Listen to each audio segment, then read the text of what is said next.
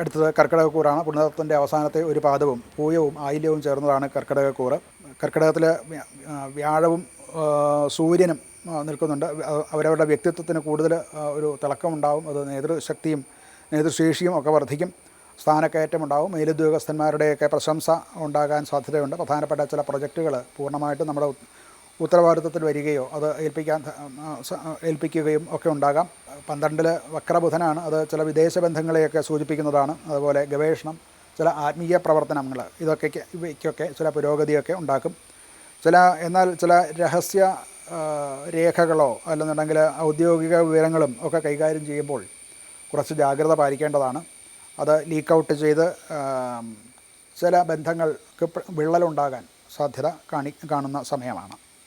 ധനപരമായിട്ട് ധനസ്ഥിതി ശക്തമാകും. സ്വത്ത്, വീട്, വാഹനം മുതലായിട്ടുള്ളവയായിട്ടുള്ള ബന്ധങ്ങൾപ്പെട്ട കാര്യങ്ങൾ അനുകൂലമായിട്ട് പോകും. അവയ്ക്ക് വേണ്ടതായിട്ട് തീരുമാനങ്ങളെടുക്കും. അതിനുവേണ്ടി ധനം വിനിയോഗം ചെയ്യും.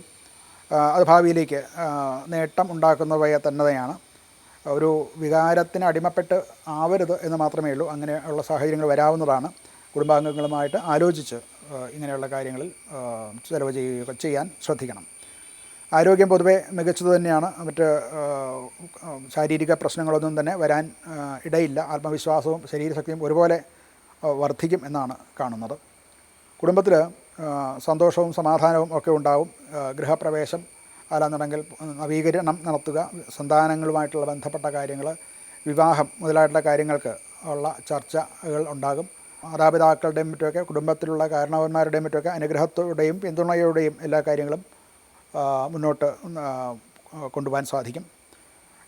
ഒരു പരിഹാരമായിട്ട് വ്യാഴഗ്രഹത്തിന് ശാന്തികർമ്മങ്ങൾ നടത്തുക, വിഷ്ണു പൂജ നടത്തുക, വിഷ്ണു ക്ഷേത്രത്തിൽ വെളുത്ത പൂക്കളെ കൊണ്ടും ഒക്കെയുള്ള മാല, പൂവ് ഇവയൊക്കെ സമർപ്പിക്കുക, സുഗന്ധദ്രവ്യങ്ങൾ സമർപ്പിക്കുന്നതും ഒക്കെ നല്ലതാണ്. അതുപോലെ അന്നദാനം നടത്തുന്നതും വിദ്യാദാനം നടത്തുന്നതും നല്ലതാണ്.